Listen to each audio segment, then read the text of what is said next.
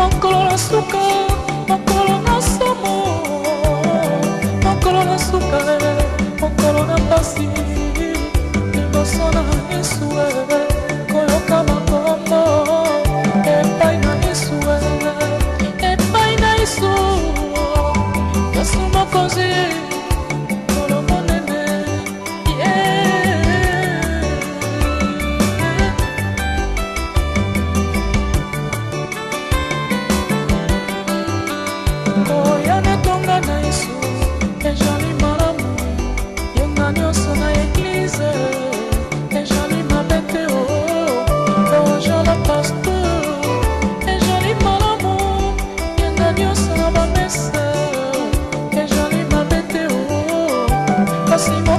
Suka mokolo na somo liboso na Yesu koyoka makombo epai na Yesu epai na Yesu Yesu mokonzi mokolo monene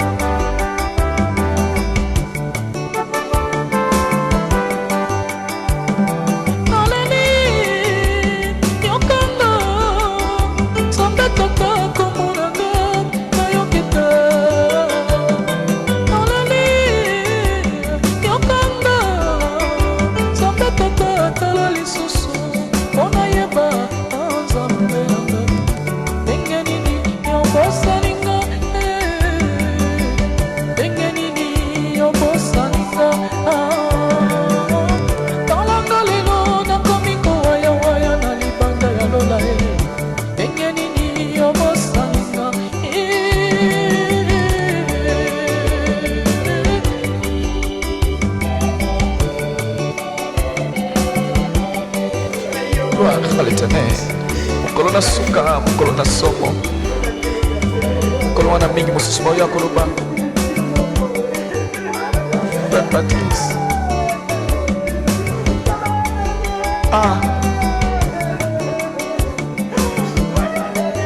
Frère Patrice lokola ndeko moko ayebisaki nga alobi frère nayokaka mpasi na nzembo oyo wete koyo azalaki étudiant alobi nakosepela kuna nde na université kombo na ngai ezanga na liste ya baétudiant na chôme ata ane moko na année prochaine nakende susu kosalisa inscription nakende kokomisa lisusu kombo po ete natanga me kasi mokolo wana ya suka soki kombo na ngai na buku na nzambe ezali te nakosalisa susu inscription ane nini.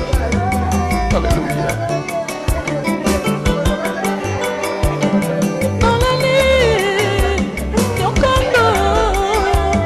Tata komonanga nayokete naleli yokanga sambe tata tala lisusu ona yeba na nzambe nanga ndenge nini yobosalinga ndenge nini yobosalinga talanga lelo nakomi kowayawaya na libanda ya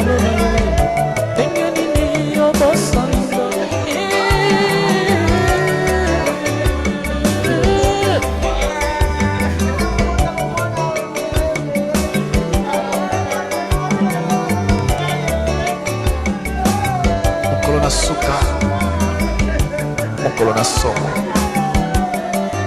mokolo wana moto nyonso kolela mai na misu bamosusu kosepela bao basalelaki nzambe katikati na solo bao basalelaki nzambe na mitema mibale koboma koyina mawa mpona bango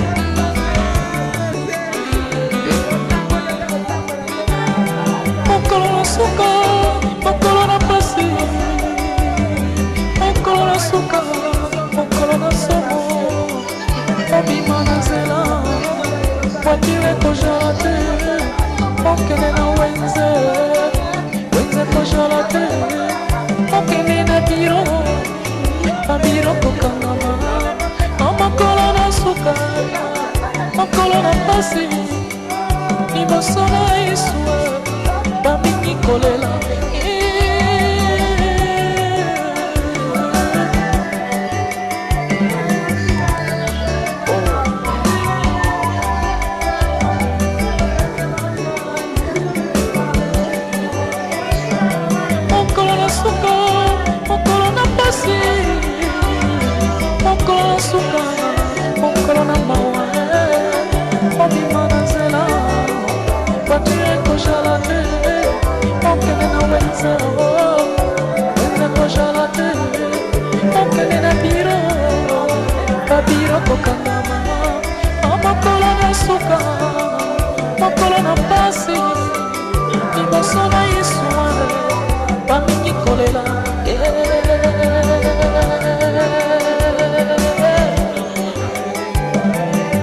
à l'éternel. Ekolandanga na lisolo oyo. Lokolo nayebi mama moko, mama oyo azalaki na grade monene na église. Mama moko azali kosambela mingi. Bongo mokolo akufaki na cimetière mpo bakunda ye pasteur abimisi carte na ye ya baptême. Alakisi kotala mama oyo mama malamu. Mama oyo azali kopesa offrande na ye ya fin du mois badimi nyonso botala carte na ye etondi. Akende kokuta kuna na lola ndako na ye esi batonga esila na lokuta na bango na yebi te soki babrike na basima bazali komatisa mokolo nini mpo bakende kotonga ndako yango me likambo te tondima kaka.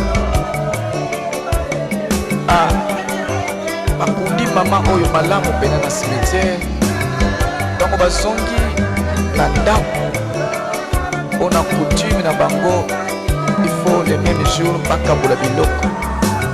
Mobali azwa biloko na ye akende ope ya mwasi famille na ye bazwa bakende. Ntango bazwi valise ya mobali bafongoli balongola mpe biloko ya mama ezalaki na valise ya mobali bapesi na bafamille na ye ya papa azwi yake. Ekomi ngongo ya kofongola valise ya mama bato batondi bino mokoyebi na matanga bato balongwaka noki te. Bayi kotala na valise ya mama basapatu basani ya bato na quartier ezalaki kobunga bamiyibi baza kozwa.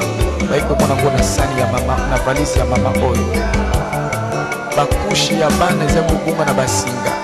Bayi komona mwana nyonso koya mama namoni sapatu ya biso ebungaki ya mwana na biso. Mama namoni esu ya mei na biso. Bandeko soni na témoignage oyo pasteur apesi na cimetière na réalité baye komona oyo na valise tokoloba nini bino moko bopesa réponse. Alléluia.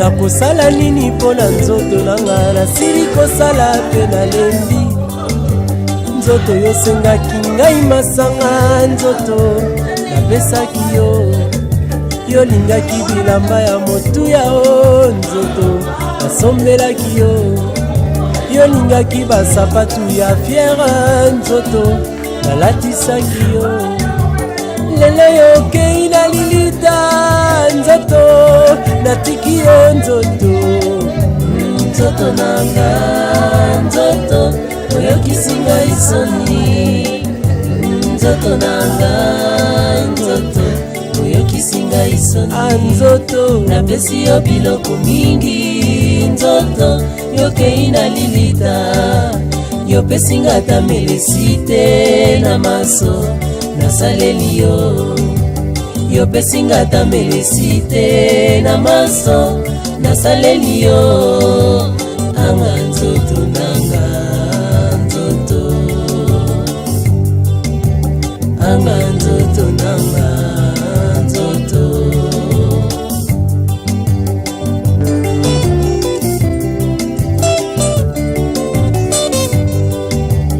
nasalaki nini mpo na nzoto vraiment nasili kosala mpe nalembi dollar franc CFA etikali pamba anzoto tobanda mpe molato yango kala nzoto esilaka te o bamama balataka zikida nzoto kanisa nanu pa telefone ntango epanzaka nzoto kanisa nanu penyisho ntango epanzaka nzoto kanisa nanu modela afro ntango erenyaka nzoto kanisa nanu tokomi kolata bashimok nzoto yo kaka na nsima tokomi kolata bamampa nzoto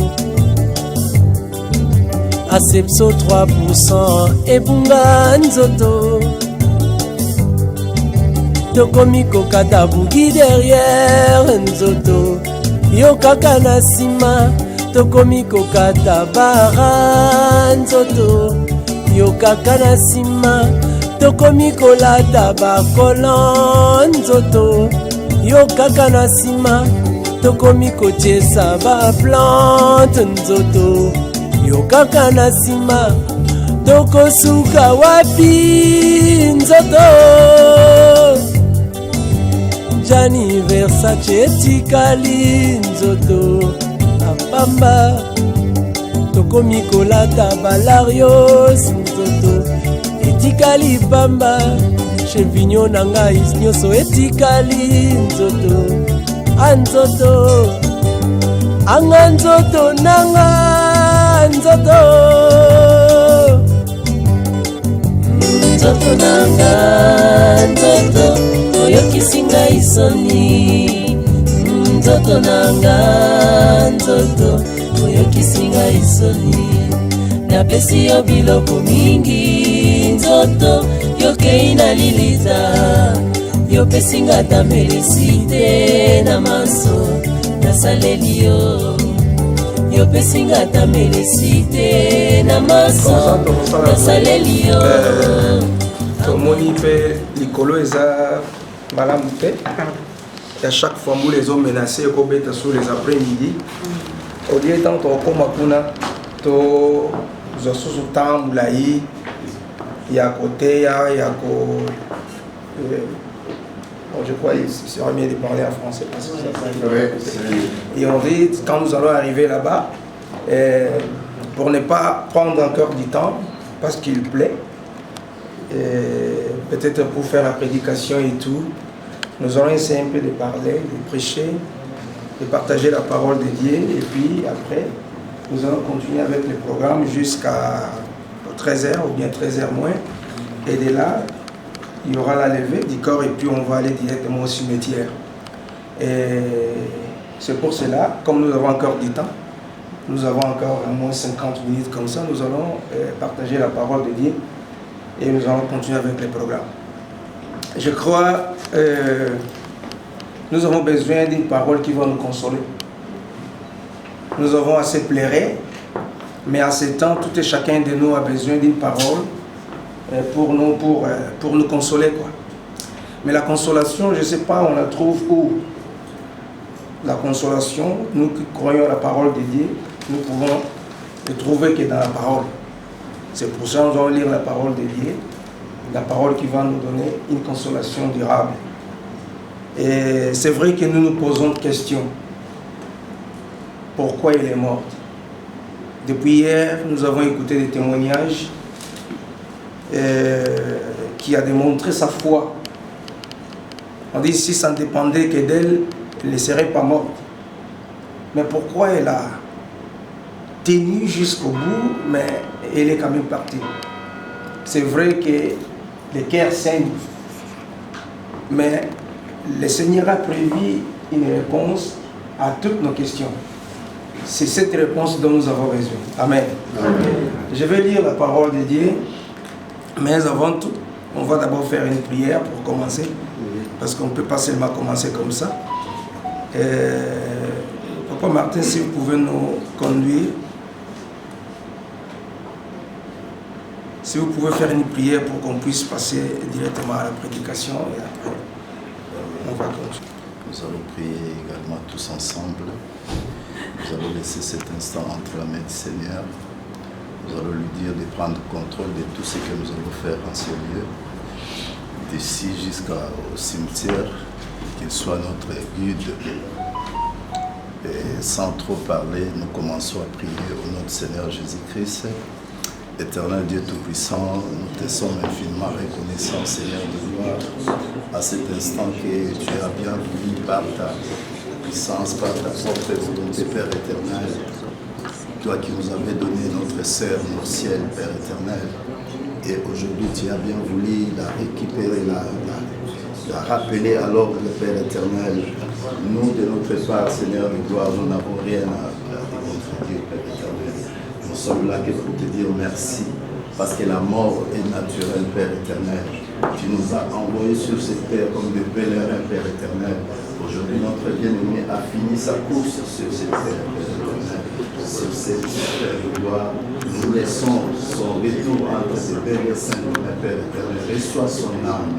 Laisse que son âme puisse se reposer en paix auprès de toi, Père éternel. Oh, l'agneau de Dieu, nous sommes là, Seigneur de gloire, pour te dire merci pour cet instant, Père éternel. Oh, l'agneau de Dieu, tout ce que nous allons faire, cet instant d'exaltation, l'agneau de Dieu, j'implore ta magnificence en ce lieu, l'agneau de Dieu. Couvre-nous, Père éternel. Laisse que ton esprit demeure à perpétuité, Père éternel, dès cet instant jusqu'à son demeure éternel, l'agneau de Dieu. Oh, Père de gloire, couvre tout un chacun de nous. Les chemins que nous allons emprunter, Père éternel, soit devant comme notre conducteur, derrière comme notre protecteur, l'agneau de Dieu. Nous te sommes infiniment reconnaissants, Seigneur de gloire, pour ce mystère, Père éternel, parce que c'est un secret que toi seul tu connais. Nous sommes là, Seigneur de gloire, pour s'achever, pour s'incliner à ta décision. Aujourd'hui, tu as pris notre sœur. Nous te disons merci et au revoir à notre bien-aimé. Père éternel, laisse que cet instant d'exhortation, que ta puissance puisse agir, que ta puissance puisse affecter tout un chacun de nous, afin qu'il prenne, celui qui n'a pas encore pris la connaissance, Père éternel, celui qui n'a pas encore pris sa conscience, celui qui ne te connaît pas, Père éternel, qu'il prenne conscience au travers de ces deuils, Père éternel. Laisse que ton esprit nous couvre au nom puissant et glorieux de notre Seigneur Jésus-Christ, le roi des gloires, le Seigneur des seigneurs. Ainsi j'ai prié. Amen. Chapitre 4, nous lisons à partir du verset 13 jusqu'au verset 18. Je sais que nous n'avons pas de Bible, mais même dans les téléphones, il y a des Bibles Android, on peut lire. 1 Thessaloniciens, chapitre 4, verset 13. Je lis au nom de Jésus-Christ. Nous ne voulons pas, frères, que vous soyez dans l'ignorance au sujet de ceux qui dorment. Dans d'autres versions, la Bible dit au sujet de ceux qui sont morts. Afin que vous ne vous affligez pas comme les autres qui n'ont point d'espérance. Car si nous croyons que Jésus est mort et qu'il est ressuscité, croyons aussi que Dieu ramènera par Jésus et avec lui ceux qui sont morts. Voici en effet ce que nous vous déclarons d'après la parole du Seigneur. Nous les vivants, restés pour l'avènement du Seigneur, nous ne dévancerons pas ceux qui sont morts. Car le Seigneur lui-même a un signal donné, à la voix d'un archange et au son de la trompette de Dieu, descendra du ciel, et les morts en Christ ressusciteront premièrement. Ensuite, nous les vivants, nous serons restés, nous serons tous ensemble enlevés avec eux sur les nuées, à la rencontre du Seigneur dans les airs, et ainsi nous serons toujours avec le Seigneur. J'aime le dernier passage. Verset 18, la Bible dit: consolez-vous donc les uns les autres par ces paroles. Amen. Amen. Jésus-Christ, avant de mourir, il a donné une promesse aux disciples. Il dit: je m'en vais et je reviendrai bientôt. Le bientôt du Seigneur ça pouvait signifier un jour, 2 jours, 3 jours. Au fait que ceux qui ont crié à la parole ne pensaient plus que la mort pouvait un jour les surprendre. Ils ne s'attendaient pas qu'ils vont mourir et le Seigneur reviendra, parce qu'il a dit qu'il reviendra bientôt. Le bientôt du Seigneur jusqu'à aujourd'hui, ça fait déjà plus de 2000 ans. Et petit à petit, ils ont commencé à aller, à mourir. Ils se sont posés tellement de questions. Ça, c'est une préoccupation au sujet de la mort. Pourquoi on meurt? Mais il avait dit, en lui nous avons la vie. Et d'ailleurs, il revient bientôt. Jusqu'à ce que le Seigneur a inspiré l'apôtre Paul pour répondre à cette question au sujet de ceux qui dorment, c'est-à-dire de la mort. Quelle est la leçon que nous tirons quand nous lisons cet épître, quand nous lisons cette portion des Écritures? Premièrement, ici nous disons qu'elle est morte. Ça c'est nous disons qu'elle est morte. Mais la Bible ne dit pas qu'elle est morte. La Bible dit qu'elle dort. Alléluia. Amen. La Bible dit ne soyez pas dans l'ignorance au sujet de ceux qui dorment. Selon la Bible, elle n'est pas morte, elle dort. Parce que Jésus, quand il est venu, il a anéanti la force, la puissance de la mort. Amen. La Bible dit ceux qui sont en Jésus ne meurent point, ne peuvent pas mourir. Et c'est pour cela que la Bible n'a pas utilisé ce vocabulaire de dire qu'il est mort au sujet de ceux qui meurent. Et il a donné ce message pour ceux qui étaient encore dans l'ignorance. Parce que quand nous sommes dans l'ignorance, ça nous préoccupe. Et les gens étaient affligés, dit, j'ai dit ceci à ceux qui sont dans l'ignorance, à vous, le verset 13 qui avait dit, hein, ne vous affligez pas. Donc c'est-à-dire, ne soyez pas dans l'affliction, ne vous tourmentez pas. Ne vous posez pas tant de questions comme nous nous sommes posés. Hier, on s'est posé des questions, mais pourquoi? Pourquoi? Tout simplement parce que le Seigneur Dieu ne regarde pas, sa pensée n'est pas notre pensée. Il ne regarde pas les choses comme nous. Pour nous, quand nous regardons, c'est vrai, sur le plan physique, nous plairons. Mais Dieu, quand il regarde, Dieu voit autre chose. Alléluia. Amen. Et ici, la réponse au sujet de la mort, la Bible dit, la Bible nous a donné une promesse extraordinaire. Il dit ceci, la Bible dit ceci, le Seigneur dit ceci. Il dit, consolez-vous avec ces paroles parce que, en ce temps ici, notre bien-aimé ne fait que dormir. Mais il y aura un temps, à un signal donné, et la Bible dit au son de la trompette de Dieu, les morts en Christ, il faut bien souligner, ressusciteront premièrement. Et la Bible dit même nous qui serons restés en vie, si le Seigneur fait grâce, que tu sois encore en vie, physiquement, je parle, en ce jour-là, la Bible dit nous ne dévancerons pas ceux qui dorment. Et la Bible dit au son de la trompette, ceux qui sont endormis, comme notre bien-aimé, ressusciteront premièrement. Et la Bible dit, tous nous serons enlevés pour aller à la rencontre du Seigneur dans les airs. Et ainsi nous serons avec le Seigneur pour du bon. Amen. Alléluia. Amen. Ce corps que nous voyons, c'est juste une enveloppe. Parce que la Bible nous dit, dans le livre d'Un Corinthiens chapitre 15, si vous lisez à partir du verset 50 jusqu'au verset 55, la Bible nous parle d'un mystère. Les corps que nous avons ici, les corps de notre bien-aimé va connaître un mystère. Les corps de tout et chacun, ceux qui sont en Jésus, bien sûr, ce corps va connaître un mystère. La Bible dit au son de la trompette, il y aura premièrement, les morts vont ressusciter, mais il y aura un changement, une transformation. On va revêtir encore un corps, mais le corps de gloire. Vous savez, quand Dieu a créé l'homme, l'homme ne portait pas ses corps. Vous allez vous poser la question, mais comment? Mais l'homme n'avait pas ses corps, il portait un corps de gloire, au point qu'il ne portait même pas d'habit, même il n'avait même pas honte. Quel corps il avait? Ce corps était revêtu de quelque chose qui couvrait, qui faisait en sorte que, même quand ils étaient comme ça, la Bible dit qu'ils n'avaient pas d'habit, mais ils ne se rendaient pas compte. Ils avaient un autre type de corps. Mais avec le péché, ils ont perdu ce corps. Nous nous sommes retrouvés avec ce corps de corruption. Et ainsi nous portons cette chair. Mais la Bible dit en ces jours-là, les jours de l'enlèvement, la Bible dit le corps va reprendre cette nature d'avant. Ce corps de gloire qu'on avait perdu. Ce corps immortel. Ce corps incorruptible.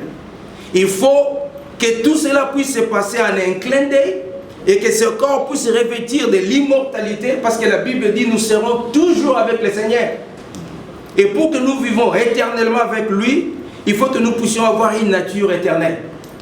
Et tout ça, la Bible dit que ce corps va revêtir de l'immortalité et puis de l'incorruptibilité parce que nous serons plus sujets à tomber encore dans le péché. Et la Bible dit tout cela va se passer tellement vite en un clin d'œil. Un clin d'œil, c'est même pas une seconde, même pas une tierce. Pensez tout, c'est fini. Et puis on part. Et la Bible dit ceux qui seront restés en vie et ceux-là qui dorment en Jésus-Christ, ce mouvement va se passer automatiquement du coup et ils vont se réveiller avec ceux qui seront restés tous ensemble. Ils seront enlevés pour aller se rencontrer avec le Seigneur. Ça, c'était la réponse au sujet à la préoccupation de la mort. C'est pour cela l'apôtre Paul, en expliquant en fait ce mystère qui se cache, qui est derrière la mort, pour nous donner cette consolation, la consolation dont notre frère Pichou a besoin, dont les enfants ont besoin, dont toute la famille, les amis, nous en avons besoin. Au verset 18, il va donner cette conclusion en disant « Consolez-vous donc les uns les autres par ces paroles ». Parce que Paul savait que cette parole nous donne au moins la réponse au sujet de la mort. Parce que quand la mort vient frapper, surtout physiquement, nous sommes tellement ébranlés, nous sommes préoccupés, c'est terrible. Mais quand nous lisons ces paroles bien-aimées dans le Seigneur, c'est là où nous pouvons trouver la consolation. Alléluia. Amen. Comme la Bible dit que cette parole nous amène la consolation aux maris, aux enfants, à toute la famille et à tous les amis et aux connaissances dans le nom de Jésus. Il n'y a que Jésus, il n'y a que Dieu qui peut nous donner la consolation. Nous sommes là aujourd'hui tous, oui, nous accompagnons. Mais juste après l'enterrement, chacun va retourner chez lui. Cette famille va rester seule. Oui, nous allons continuer à appeler, parfois passer un jour pour les visiter. Mais il y a seulement quelqu'un qui sera là, qui va accorder, qui va assurer que cette consolation, cette paix, il reste pour toujours, c'est Jésus-Christ de Nazareth. Amen. Lui sera là, même si nous rentrons. Nous sommes venus de loin, les autres, Belgique, France, Espagne, partout. Mais nous allons rentrer d'où nous venons. Mais le Seigneur, Jésus va rester avec. C'est lui qui va faire en sorte que cette paix et cette consolation continuent. Mais quand nous, au moment où, aujourd'hui, nous avons, on voit les corps, quand on va enterrer, c'est tout, c'est fini. C'est à partir de ce temps, il y aura encore plus de questions. Et quand nous avons de telles questions, bien aimées dans le Seigneur, n'allez pas chercher ailleurs. Rentrez tout simplement dans la Bible, dans ces passages de 1 Thessaloniciens, chapitre 4, verset 13 jusqu'au verset 18. Surtout les versets 18, lisez-les, méditez-les. Et si vous les méditez comme la parole nous donne la paix, je crois, par la grâce de Dieu, que vous allez trouver la consolation. Amen. Amen. Ainsi, comme notre bien-aimé avait prêché hier, la Bible dit, pour que tout ceci puisse y arriver, il faut premièrement, au préalable, que vous puissiez endormir, mais dans le Seigneur. Parce que la Bible fait cette promesse, non seulement à tous, mais la Bible est en train, la Bible se dirige à ceux qui ont le Seigneur. Donc pour que nous puissions en bénéficier de cette promesse, nous devons nous aussi avoir le Seigneur dans notre vie. Voilà pourquoi en ces temps, en ces moments où vous écoutez, nous écoutons cette parole. Ce n'est plus pour elle parce qu'elle est déjà partie. C'est pour toi, c'est pour moi, c'est pour nous tous. Que nous puissions mettre en ordre notre vie, arranger nos vies. Cherchons Jésus parce que la consolation, ou bien le mystère dont on parle ici, est réservé à ceux qui sont en Jésus. Arrangeons nos vies, invitons Dieu dans nos vies. Ouvrons nos cœurs pour que le Seigneur puisse être le maître de nos vies. Parce que, comme le bien-aimé a dit hier, la mort c'est un invité qui ne s'invite pas. Ça ne donne pas, elle ne donne pas une invitation. Elle vient, elle frappe. Quand elle vient, tu n'as pas besoin de dire je vais partir demain. Quand elle vient, elle s'impose. Quand je lisais les psaumes de Moïse, que Moïse avait écrit, qui est repris dans les psaumes de David, les psaumes 90, là Moïse a fait il nous a donné naissance et que ça termine par la mort. Mais c'est quelque chose qui est tellement mystérieux que ni son commencement ni sa fin ne dépend du voyageur. Ça ne dépend pas des moments où tu vas naître. Personne n'a voulu naître les jours où il est né. Mais tu t'es retrouvé, tu es né le 12. Aujourd'hui, je ne sais pas si nous sommes les 12. Les 12. Nous sommes les 12. Il y a des gens qui sont nés les 12 comme notre papa. Il n'a pas demandé qu'il soit né aujourd'hui, mais il s'est retrouvé qu'il est né les 12. De la même manière, le jour qu'il va partir, ce n'est pas lui qui a signé, mais il va partir. Donc c'est un voyage dans lequel notre entrée ne dépend pas de nous, notre sortie non plus ne dépendra pas de nous. Amen. Et quand nous sommes dans ce voyage-là, nous devons prendre conscience parce que nous pouvons sortir à n'importe quel moment. Moi je dis toujours, nous sommes des locataires dans notre propre vie. Nous disons, ma vie, on se bat pour notre vie. Mais tu n'as pas la décision, ce n'est pas toi qui as le dernier mot pour cette vie-là. C'est lui qui en a le dernier mot, il en a la décision. S'il décide aujourd'hui, c'est tout, c'est fini. Et quand nous écoutons de tels messages, c'est pour nous une réflexion, c'est pour nous un temps pour que nous puissions prendre conscience de pouvoir amender, arranger nos vies, inviter Jésus dans nos vies pour que si demain, et la mort vient frapper dans notre porte, pour que nous ne puissions pas mourir, mais que nous puissions dormir comme notre sœur, elle dort. Et les jours du Seigneur, nous croyons qu'elle ressuscitera et nous serons avec elle. Nous allons encore nous revoir et cette fois-là, ça sera pour la gloire du Seigneur. Et que cette parole puisse nous donner la consolation. Amen. Nous allons prier, bien-aimés dans le Seigneur. Notre prière, nous n'allons pas prier pour notre sœur, elle est déjà partie. Nous allons prier pour que le Seigneur, d'abord pour nous-mêmes, nous qui sommes restés, pour que nous soyons, pour que le Seigneur, pour que nous puissions nous accrocher à cette promesse, à ce que le Seigneur a dit ici. Nous allons prier pour nous-mêmes et après nous allons prier pour la famille. Nous prions pour le mari et nous prions pour les enfants et nous prions pour la famille en général pour que le Seigneur puisse leur donner la consolation. Et nous allons prier pour laisser les restes du programme d'entre les mains du Seigneur. C'est 3 sujets de prière. D'abord, prions pour nous-mêmes. Nous allons prier pour la famille restreinte et nous prions pour les restes du programme.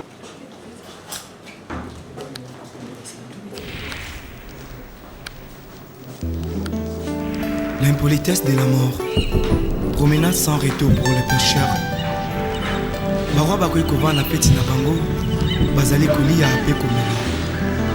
Liwa ekoti ezu moko eke na ye ezongisi ete. O liwa eyebi bakondi te eyebi sema me. O liwa ekotatola makita suka ya bomoi na motwe. O liwa eko banzaka basekele nyonso ye suka ya bomoi na motwe yango bakumisaka te soki moto nakufi te toyebi te basekele nyonso ekobima yango balobaka te soki moto nakufi te toyebi te basekele nyonso ekobima. Eyebi mbongo te eyebi bapokwe te eyebi babalani te.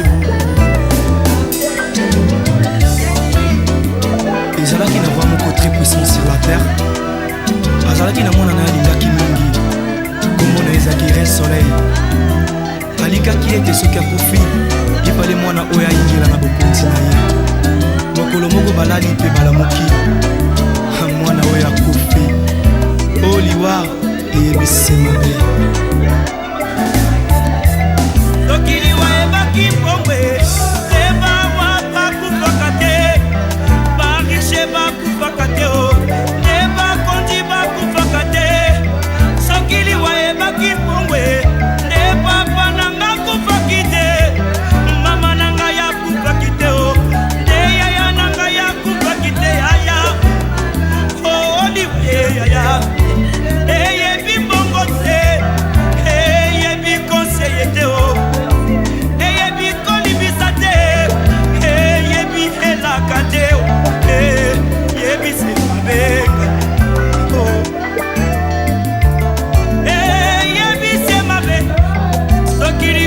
eyebaki minduki nde basoda bakufaka te kolo nde bakufaka te soki liwa eyebaki masano nde bato masano bakufaka te yaya nde bakufaka te papa oh liwa eyebi kolata te eyebi honere te o eyebi bolamu te eyebi nyonso te o eyebi se mabe yayaya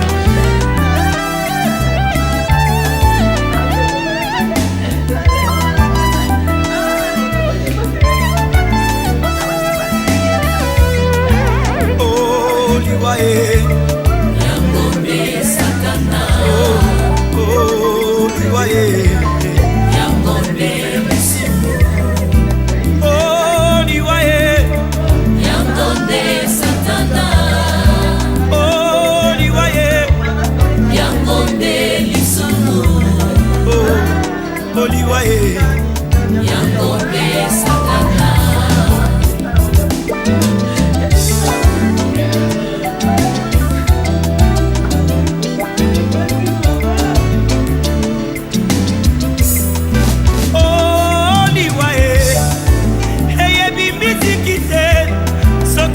ebaki miziki ndeka bongomba ya kufaki te ya wilingonda kufaki te o nde bamizisie bakufaka te o soki liwa ebaki kote ya e neida usa kufaki te aedi na bala kufaki te o nde batei bakufaka te bandeko o liwa eyebi elaka te eyebi konseye te o eyebise mabe mabe mabe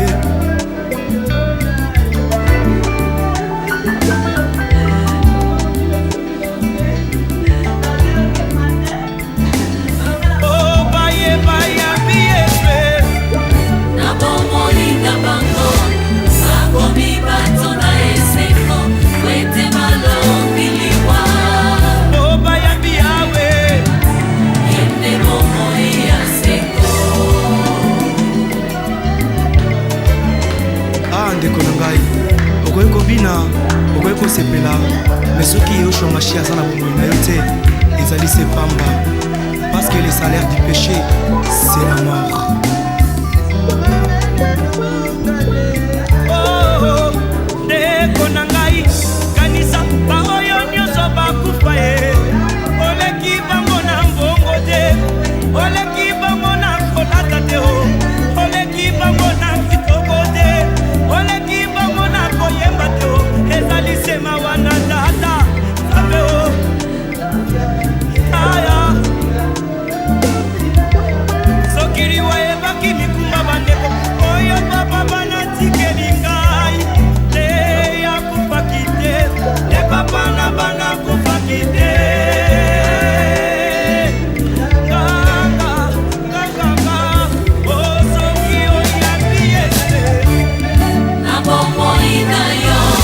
okokoma moto na esengo mpe okolonga liwa oyambi yawe oyende bomoi ya seko bambola babola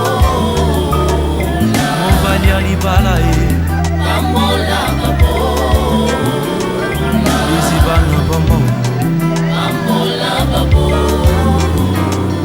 yehoshua mashia bambola babola ona ndako na mobolai sekolelai na famille oriche na mobolai mobola lobi solo e nani akoyoka ye riche aloba bakobeta maboko e ata lobi lokuta bakondima ye po ete mbongo edevi ya mitema barwa yesu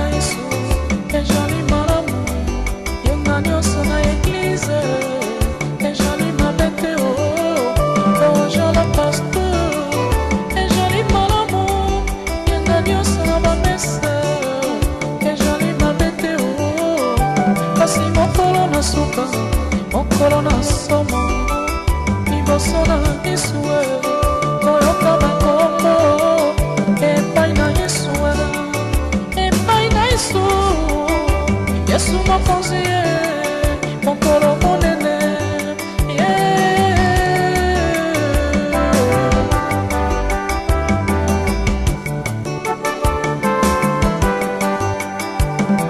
naleli yokanga nzambe toka komonanga nayoki te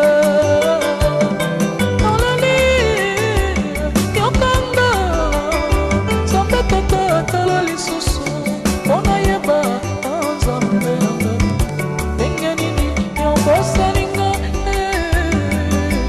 ndenge nini yobosaninga talanga lelo nakomi kowayawaya na libanda ya lola ye ndenge nini yobosaninga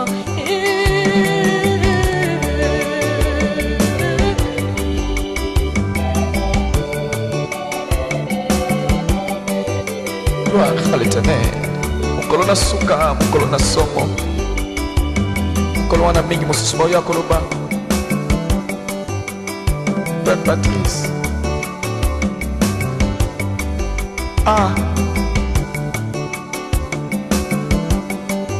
Frère Patrice.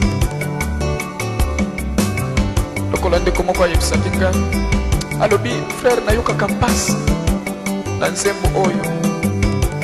Wete koyo azalaki étudiant alobi nakosepela kuna nde na université kombo na ngai ezanga na liste ya baétudiant na chôme ata ane moko na année prochaine nakende susu kosalisa inscription nakende kokomisa lisusu kombo po ete natanga me kasi mokolo wana ya suka soki kombo na ngai na buku na nzambe ezali te nakosalisa susu inscription ane nini. Alleluya.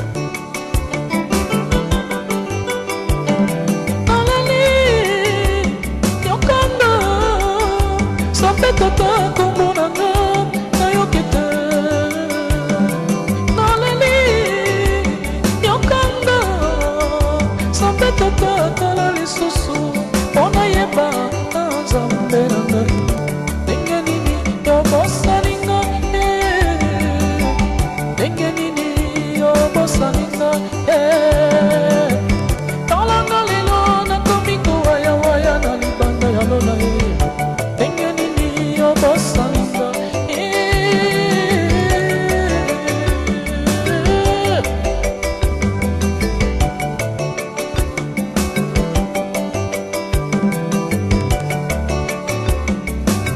mokolo na suka mokolo na somo mokolo wana moto nyonso kolela mai na misu bamosusu kosepela bao basalelaki nzambe katikati na solo bao basalelaki nzambe na mitema mibale koboma koyina mawa mpo na bango.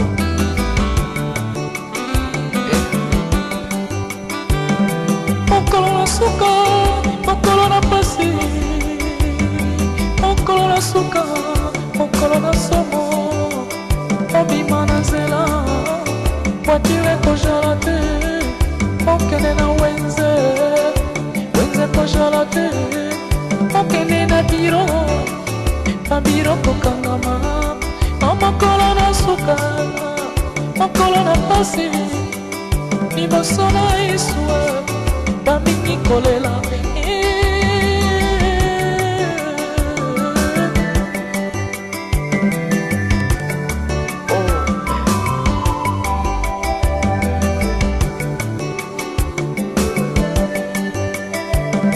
mokolo na suka mokolo na pasi mokolo na suka mokolo na mawa obima na nzela voiture kozala te okende na wenze kozala te okende na biro babiro kokangama mokolo na suka mokolo na pasi liboso na yesu bamingi kolela sommes là déjà, donc on dit, c'est ici qu'enfin s'achève tout. Mais avant de procéder à l'enterrement, nous allons juste faire une prière. L'Éternel a donné, l'Éternel a repris. Ainsi aujourd'hui nous venons pour accompagner notre sœur au repos, à la félicité éternelle, jusqu'au jour, comme nous avons prêché avant, où le Seigneur viendra pour chercher les siens. Et aujourd'hui nous sommes venus pour l'accompagner à ses demeures. Mais avant tout, des personnes sont liées par les liens du mariage aussi longtemps que ces personnes, aussi longtemps qu'elles vivent. Et quand la mort intervient, la mort vient en fait briser les liens du mariage. Elle met fin à cette relation. Et en tant qu'autorité ecclésiastique, nous déclarons que les liens du mariage qui initiait notre frère Pichou avec la sœur Norciel est donc brisé. Amen. C'est-à-dire, nous allons enterrer notre sœur pour qu'elle puisse se reposer en paix, mais en fait, ces liens du mariage ne plus. Donc, par ce fait, le frère est resté libre et que l'âme de notre sœur puisse se reposer en paix. Nous ne sommes pas la nécromancie, mais nous prions pour qu'en fait la parole de Dieu soit accomplie, parce qu'il avait dit à Adam que tu es venu de la poussière et de la poussière tu retourneras. Et nous croyons que c'est seulement ce corps qui est pour nous juste une enveloppe. Mais en fait, ce corps doit retourner à la poussière pour que le Seigneur puisse lui donner un corps de gloire les jours de la résurrection, c'est-à-dire les jours de l'enlèvement, parce que nous croyons que les morts en Christ vont ressusciter, mais non plus avec ce corps, mais avec un corps de gloire, avec un corps qui vivra éternellement et surtout un corps incorruptible. Voilà pourquoi il faut que ce corps qui est une enveloppe puisse retourner à la poussière pour que Dieu puisse lui donner le corps qu'il faut, c'est-à-dire le corps de gloire. Pour nous, comme nous avons dit, elle n'est pas morte, mais elle se repose. Parce qu'en Seigneur, dans le Seigneur, on ne meurt jamais. Il faut garder cet espoir que les jours du Seigneur, nous nous révérons. Amen. Amen. Nous allons prier pour qu'on puisse accompagner notre sœur à son repos. Et après, je crois, la famille, c'est la famille Aïmo, la famille dira Aïmo. Mais nous allons tout simplement prier au Seigneur pour qu'il puisse accorder du repos à notre sœur. Voilà ce qui nous est recommandé à faire. Nous allons demander à tout le monde de prier, c'est comme ça que nous prions, que tout le monde puisse lever sa voix, prier pour l'âme de notre sœur pour qu'il puisse réellement reposer en paix et que la parole de Dieu soit accomplie comme nous venons aujourd'hui de l'accompagner à son repos à sa dernière demeure. Nous allons prier et que tout et chacun de nous puisse prier en sa langue, selon sa foi, et nous prions dans le nom de Jésus-Christ. Élevons nos voix et prions. Seigneur notre Dieu, nous voici au temps de Père de gloire. Comme tu as déclaré dans ta parole, nous venons aujourd'hui pour accompagner ta fille au Seigneur dans sa demeure. Et nous prions au temps de Père de gloire comme nous avons écouté ta parole, que tu puisses lui Te prions, accorder oh Dieu, les qu'elle trouve, oh des Dieu, retours une éternels place de choix jusqu'au jour afin que son âme repose en paix. chercher Viens, pense à la tes famille qui sont restées. jusqu'au jour Pense, où tu oh Dieu, viendras, toi qui Seigneur, fortifies, toi qui consoles le cœur des âmes abattues, oh Dieu. Étends ta main, oh Dieu, que la puissance de ton esprit, oh Dieu, soit permanente pour accompagner la famille. nous recommandons Nous ne sa serons pas famille, permanents, son oh mari, Dieu, les dans nos enfants d'entre tes saintes mains. Et nous prions, Dieu de gloire, que tu puisses être toi, qui va rester là où la maman n'est plus, que tu sois celui qui va combler ce vide. Là où les enfants vont chercher leur maman, puisque tu es le père des orphelins, Seigneur. Nous prions que tu puisses être à la fois la maman, puisque tu es tout à la fois pour répondre à tous ces besoins. Et nous prions, Seigneur, au moment où nous allons accompagner le corps de notre sœur, Seigneur, dans cette demeure. Nous prions, Père de gloire, que tu puisses lui accorder la paix et le repos. Et ainsi, et que ton nom soit glorifié, parce que tu nous as dit, dans toutes choses, que nous puissions tout simplement te dire merci. Merci pour toutes choses et surtout, nous prions pour une continuité, Seigneur, de la consolation à la famille. Et c'est dans le nom puissant de Jésus-Christ de Nazareth, nous avons ainsi prié. Et l'Église dise Amen. Amen.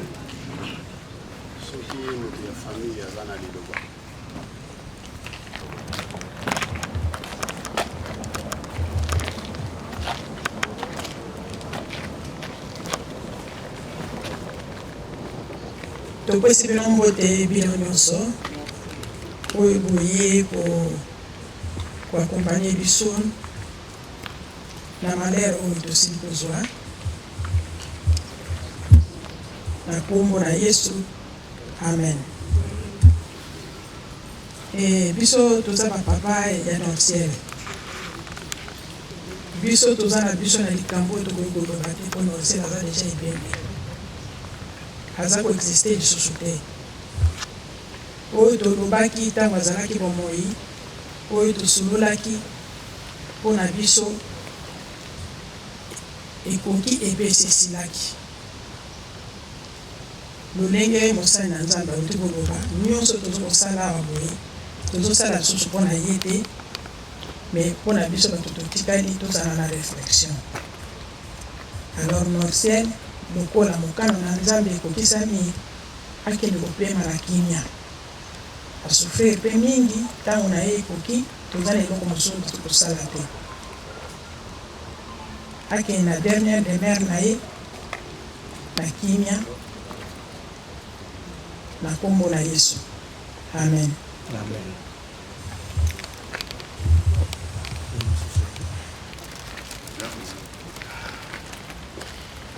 eza na likambo koloba te, nga naza kote mama na ye pasi telbe eleki mwana banda yawa tokisala mpe komona te, toyebi te na hôpital na pasi tozoka kaka na kufa, tozoya komoneka na cercueil. Donc naza na makambo koloba te, akende malamu mpo liwa eza ya moto nyonso, yango topamboli kaka Nzambe.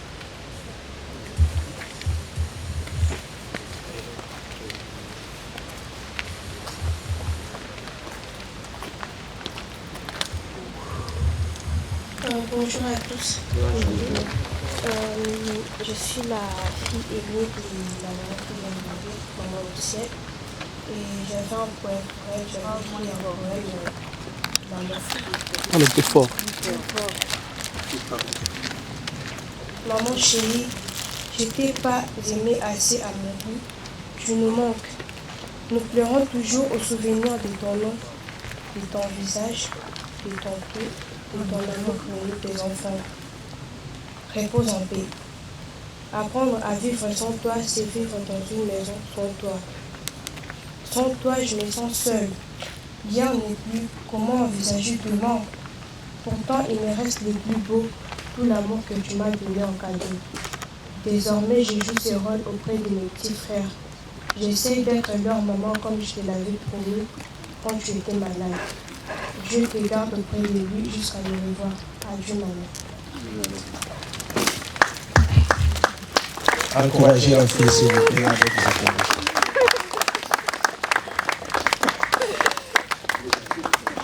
Y a-t-il quelqu'un encore na ntango oyo tozosoleka mosu ya kobakisa te nga du côté la famille na remercie motu nyonso oyo a négligé baprogramme na ye baplan na ye mpona koakompagne biso tokende kotika na demeure ya suka mwana na biso soki tolongwe awa lokola bato bapanzanaka topreparaki un verre d'eau epai tolalaki ntango tokozonga oyo aza na posibilité ya kokóma na esika kopo mai ezali wana soki moso ya lipape ezali opportunité epesameli ye adresse na banza bino nyonso boyebi ezali na oyo ezali na kati ya programme epai tolalaki lelo donc epai tokokutana soki tolongwe awa merci lisusu mpona kodispense temps na bino mpo ete boaccompagne biso. Avec des chansons, nous allons accompagner les cinquièmes et corps jusqu'à cette soirée.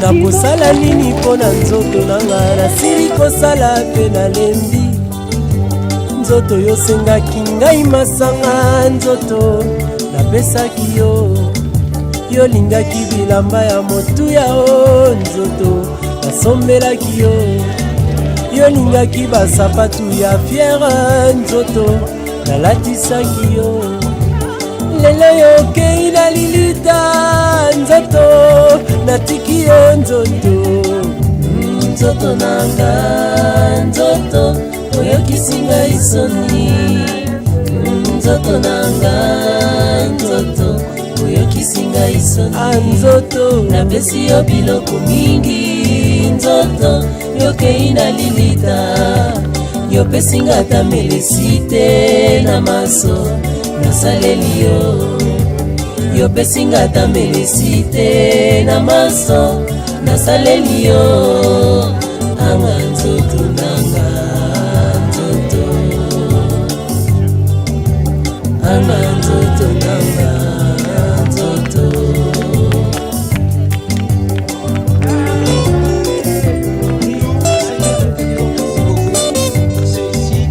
nasalaki nini mpo na nzoto vraimen nasili kosala mpe nalembi dollar franc CFA etikali pamba anzoto tobanda mpe molato yango kala nzoto esilaka te o bamama balataka zikida nzoto kanisa nanu pa telefone ntango epanzaka nzoto kanisa nanu benisho ntango epanzaka nzoto kanisa nanu modela afro ntango erenyaka nzoto kanisa nanu tokomi kolata bashimok nzoto yo kaka na nsima tokomi kolata bamampa nzoto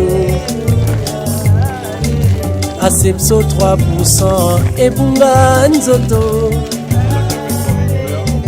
tokomi kokata bugi derrière nzoto yo kaka na nsima tokomi kokata bara nzoto yo kaka na nsima tokomi kolata bakolon nzoto yo kaka na nsima tokomi kotiesa baplante nzoto yo kaka na nsima tokosuka wapi nzoto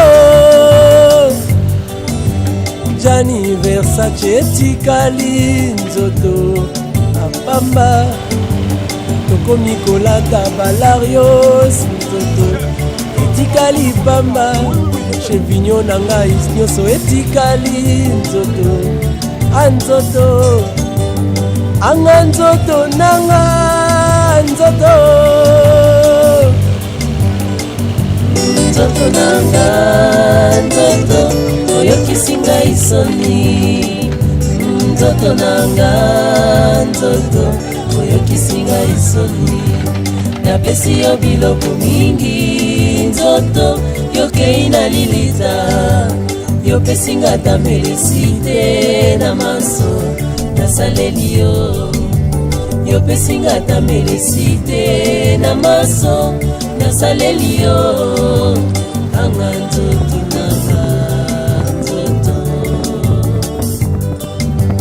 anga nzoto nanga nzoto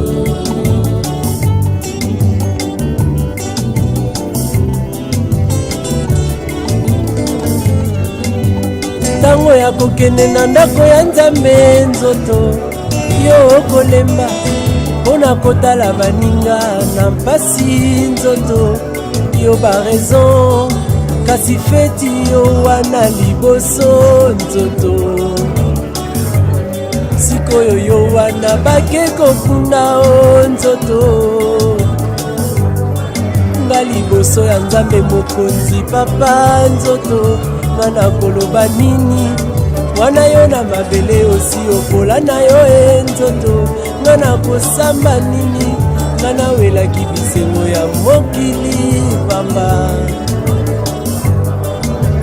lino na nga noko azalaki kolinga o nzoto nanya kolata matanga na nga banani bakozanga nzoto anzoto mwasi na nga nani akozwa nzoto anzoto anga nzoto nanga nzoto nzoto nanga nzoto oyokisinga isoni nzoto nanga nzoto oyokisinga isoni napesi yo biloko mingi nzoto yokei na lilita yopesinga ta melisite na maso nasaleli yo yopesinga ta melisite na maso nasaleli yo anga nzoto nanga nzoto anga nzoto nanga nzoto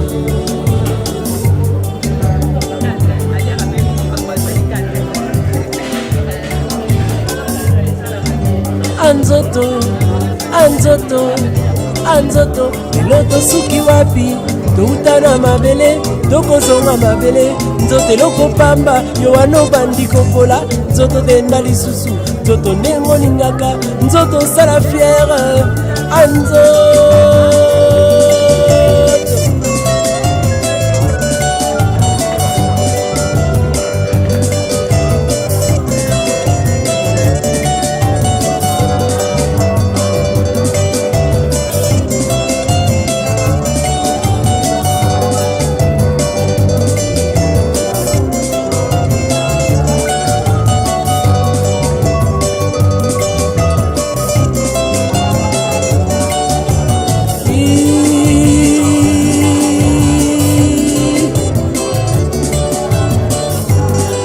nanyalakisanga nzambe ngai nalanda natika masumu nanga nalanda masiya o nga nabwaki bakisi nanga naye na masiya o ngai naponi yesu yesu ngai naponi yesu yesu ngai naponi yesu yesu. Bonsoir maman. Oui, bonsoir papa. Pourquoi se présenter na bato bayebi yo na o bayebi yo te ba se rappeler na yo. Nga nazali maman Amélia. Nazali grande sœur ya Bamuke Mobali pardon. Papa ya Norciel oyo tokuti kokonda. OK. Parce que liloba nini oluba na ba oyo bazalaki sur place te ya romona moment na bino autokufa yo zaki sur place et nini ekomelaki ye et puis akufaki jour nini et akufaki na ndenge nini bato bazwa message na yo à partir ya mboka yo mto s'adresser na bango si mwana na biso Norciel akufi na maladi abelaki maladie ya durée molai autaki na partir ya Congo. Selon les informations de Zouaki, pendant 3 ans, Makinsacha a été opération basalaki ye toyokaki ko appendicite o mochoko elingamaki metango akomaki awa dès le premier jour akomaki kokutani ya aéroport akei ndako ezalaki kaini bakwasunola baye kozwaye na bapompier bakende ye l'hôpital. Le lendemain nango baopere ye de là traitement econtinuaki baye komona problème ya cancer, problème ya masse na libumu na ye, donc azalaki na baproblème très sérieux, mais vraiment azalaki une fille azalaki mpona kondima makasi soki ezalaki kaka mpona kondima oyo azalaki nango akokai kokufa te. Mais lokola vie na biso edépendaka na biso te ezokodépendre na nzambe oyo asala biso. Toza na temps déterminé oyo tozalaka na kati na mokili oyo bamédecin bapundi pendant 8 mois awa ya traitement azwi baopération ya ndenge na ndenge esili na yango wana esaliki aya kokufa toza na likambo ya kokoba te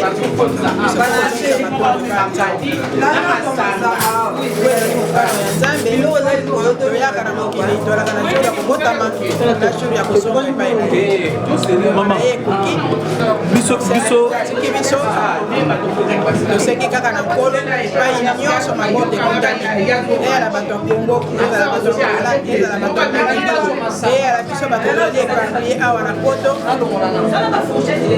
nzambe asala biso ngolu après mort ya morcel ebotela biso baproblème te tozala na kimia po nzambe moto ayebaka destin ya moto nyonso. Naza makambo akokoka te nzambe apesa biso makasi afortifie biso lisusu yango kana ezalaki mama biso to bapandisango biso to bapandisango toyoki ke na nungunungu toyoki na nungunungu pembeni bato ya kisasa bazokondani mobali liloba nini koloba mpona bato ya kisasa bato ya kisasa bazokondani mobali na ndenge nini mpo nga nayebi histoire yango te soki bazokondani mobali bayebisaki biso toyoki na raison nini oyo bazokondani ye biso toyebi te biso tomoni mobali abengisaki mwasi kowuta Kinshasa malgré malade toyebi mibali ya poto ndenge bazalaka na eta mwana na biso ayelaki soki mobali ya motema malamu te akokoya kondima mwasi wana ya te. Très bien. Akokoya kondima mwasi wana ya te po ayaki skelete. Très bien. Même komata na avion biso moko tokamwaki koma bandimaki ye na avion amata na eta oyo azalaki nzambe apermetaki kiya kokomata na avion epuis ayaki directement Paris te alali nano na Addis Abeba parce que avion ezwaki problème na Éthiopie alali nano wana 2 jours. Imaginez l'état de santé oyo azalaki nango aye kolala nano na aéroport mosusu 2 jours après 2 jours donc 3e jour yango ayaki kokoma wana Paris. Ok. Est-ce que vous avez imaginé akomelaki na etani mais mobali balakisaki ye bafoto à partir ya Kinshasa ndenge mwasi azalaki achangeaki makanisi te ke akoya te toyokaki mpe bato mosusu baproposaki ye mbongo mpona asala mwa manevre ya kotia kombo ya moto mosusu na place ya mwasi mobali alobaki mwasi na nga kaka ifo aya awa aya kozwa traitement. Très bien. ayebaki ke azali malade. Alors biso mpona biso toyebi na biso te na raison nini bango bazokondane ye biso tozokoremercie ye na bonne volonté na ye oyo azalaki nango abengisi mwasi na bana baye le même jour amemi na maboko ya médecin bamédecin mpe bakundi mais ce n'est pas facile nzoto moko eyaki na eta wana lokola skelete okende kobunda na cancer obunda na problème ya barein na macho ezalaki na ye na kata liboyi eza facilité donc soki asalaki 8 mois nzambe kaka. Merci maman. Nzambe kaka. Merci maman, message n'est commis. Merci. Merci. On va accoler la moto. Bayaki ba jeune kana suke belé. Ouais. Ezali David. Ezali papa ya David Marcel. Biso evandi na Allemagne. Alors tout Allemagne toyaki poto mwana nyonso eleki dans les calmes vraiment tosepeli eza mpasi mpona biso mwana oyo Marcel omoni ndenge abotami na kini ngai namoni ndenge abotami na memie vraiment azalaki lokola mwana ya suka ya poto tosala nini biso toyaki bapoto totikaki mwana moke na ndenge akomi mama mobimba boti esali biso mpasi ça fait mal séparation ezalaka mpasi tosala nini nzambe kuta mabele tokozwa na mabele motu moko kotikala ebende na mokilo aza te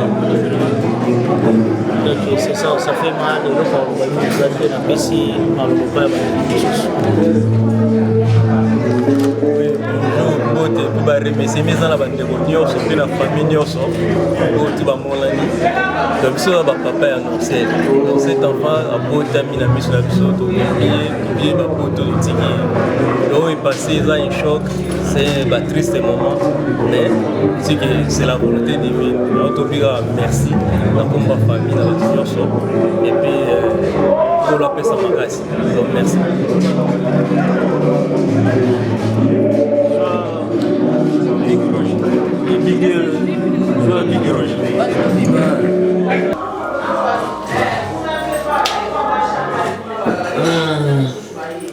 Mbote na bino nyonso bolanda biso nga na Didier Ndilu frère ya Fifi Fineza na Pamuke papa ya mwana et moi j'habite à Paris. Alors Makambo tout presque s'est reposé sur l'épaule Nanga. J'ai essayé de faire le mieux que je pouvais. Donc à niveau administration, il y a l'État. Si tout la place où on la zone ici, c'est vraiment dans la douleur, dans la souffrance de perdre un des nôtres, celle qui était notre fille qu'on a vu naître, grandir. Et les Latikibiso, c'est vraiment douloureux, mais les choses sont passées comme il s'est passé. Elle est malade et elle a lutté, mais la maladie a eu les derniers mots. Et c'est dur pour nous tous, c'est vrai. Il faut perdre Bana, moi dans Nabiso, mais elle nous a laissé un enfant. Et il faut tout prendre en charge. Il faut tout linga, tout sunga, on est là pour. Mais les déroulements des obsèques, ça s'est bien passé depuis le 27 juillet. Et ça n'a pas été facile parce qu'il n'y a pas eu de wana. Parce qu'il y a des communes Moussoussou. Il fallait qu'on connaisse quelque part. Mais un samedi, c'était vraiment un parcours du combattant. Et trop de choses à faire. Mais bon, ça s'est passé comme ça s'est passé. Et ça l'a mis. Qui met dans les botas. Des deux côtés, côté à Mireille, tout comme côté à Pamouké. En tout cas, il n'y a pas beaucoup à dire. Qui met où mais là. Et bien qu'elle nous a laissé un enfant. C'est tout ce que j'avais à dire. Ce que nous toujours quand qui va partir sango. Vous baillez la salle d'ini, vous allez condamner. Mais on n'est pas dans les polémiques. On n'est pas dans les polémiques. Nous avons un enfant qui est resté. Tout polémiquer, tout ça, tout le monde. Ok. Moi, on a mis sur son souci. Autres yeux, ils perte. Je préfère être dans les polémiques. Oh, bah, il y a des polémiques qui polémique là-dessus. Mais combien de miballes il peut bâtir comme bas, c'est vraiment bonne santé en Afrique, il va bien que ça m'a monté. Mais lui, il a fait le mieux qu'il pouvait. Très, très bien. Tout chargé était, parce qu'il est le coup lié, le coup il a fait beaucoup de choses. Donc, je préfère que Kimi ait régné. Et puis, voilà. J'ai rien à commenter là-dessus. Merci beaucoup. Merci.